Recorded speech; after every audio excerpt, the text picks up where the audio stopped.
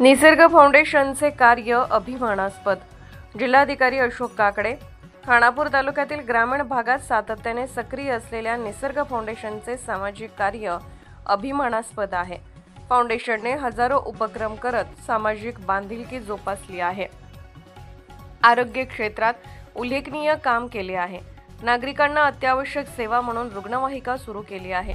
या उपक्रमामुळे अनेक लोकांना फार मौलिक मदत होणार आहे।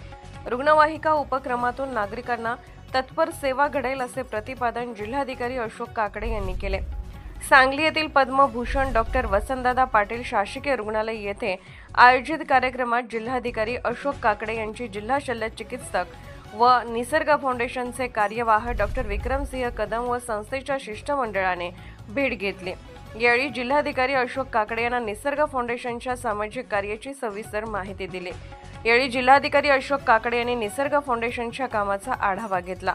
निसर्ग फाउंडेशनच्या वतीने राबवण्यात आलेल्या उपक्रमाचे कौतुक केले।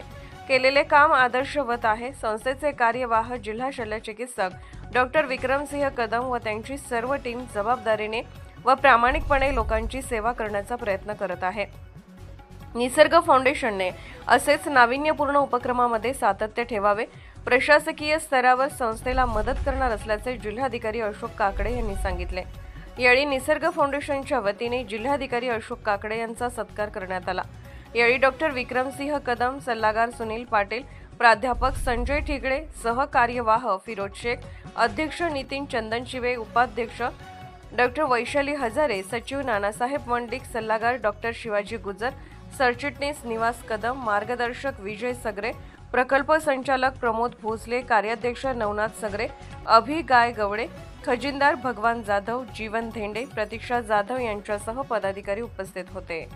खानापूर तालुक्यातील एकमेव सर्वसमावेशक हक्काचं न्यूज चॅनल विटा लाईव्ह न्यूज चॅनल।